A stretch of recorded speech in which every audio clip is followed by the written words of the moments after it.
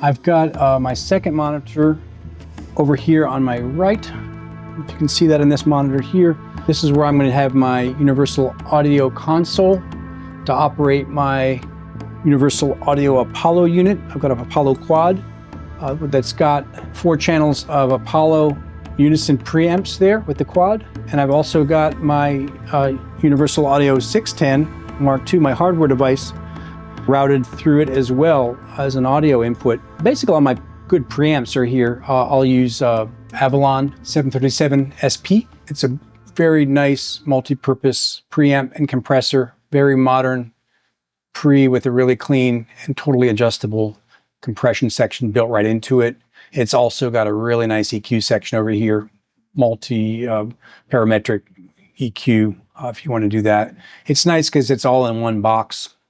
Get the preamp gain right there, all your compression settings, and a beautiful filter. You can totally adjust the filter to roll off stuff. And then of course, really nice EQ. There's a little switch here. You can switch it to a black mode if you want to hit the label there.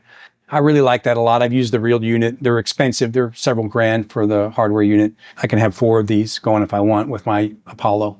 It's one of the nicest things I like about the Apollo is being you have access to some very high-end gear that you probably couldn't afford. I certainly couldn't afford, but you can have those great plugins right at your fingertips.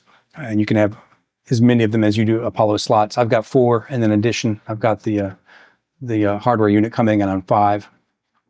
Another one I like, Neve 1073. Love it.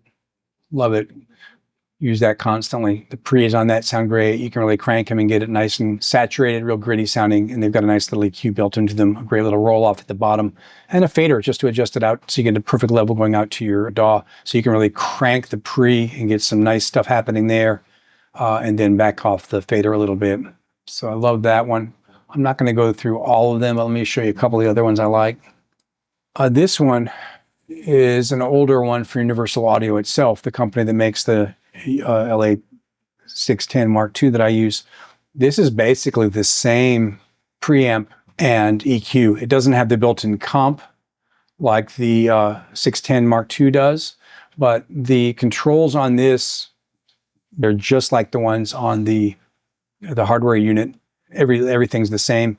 The only thing you don't have is that output that's replaced on the unit by a gain, but here you've got an output. Again, you can have up to 4 of those going. I use that constantly for a very simple to operate, big knob, easy, set it and forget it kind of thing, which sounds great.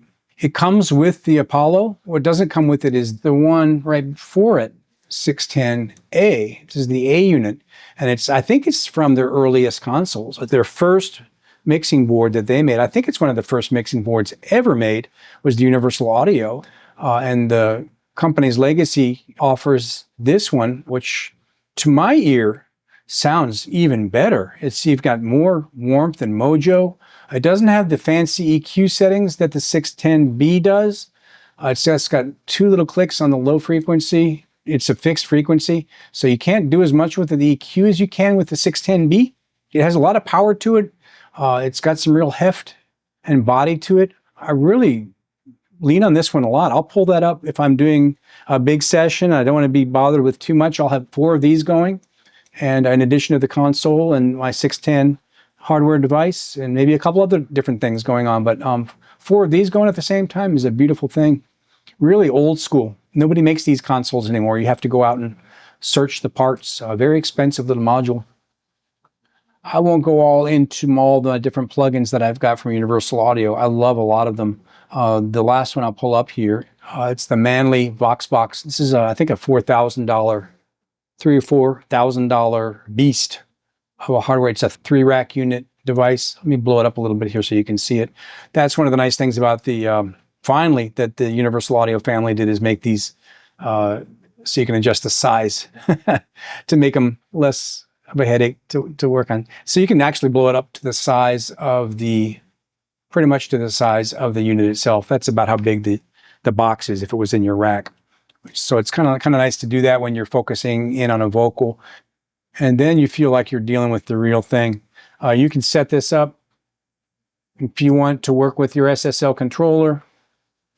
You can map it so that you've got some basic controls if you don't want to go in there. But again, if I'm working on detailing a vocal, I'm probably going to go there and just do it with my mouse.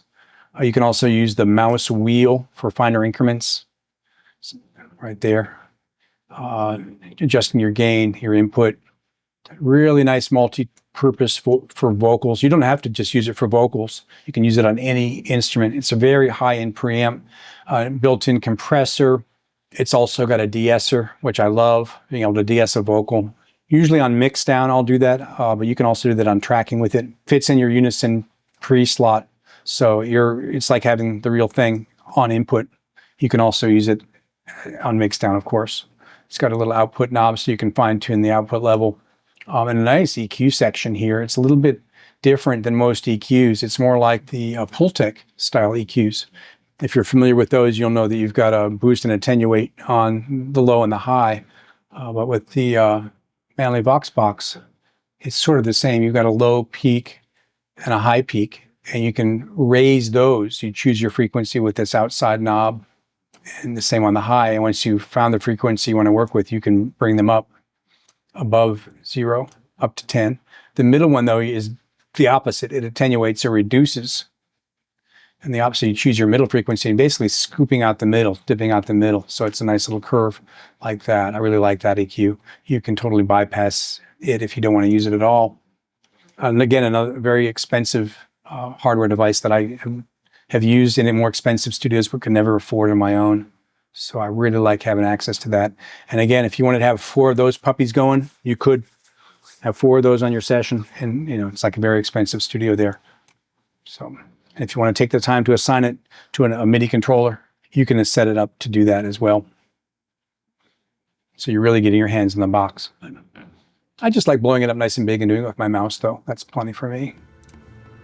Mahalo for watching. I really appreciate you tuning in. Check back with me soon. If you like this video, I'll try to make some more stuff about my studio. I've been making this studio perfect for about 20 years now. A lot of guys are really curious to some of the details of the studio itself and not just the gear that I talk about.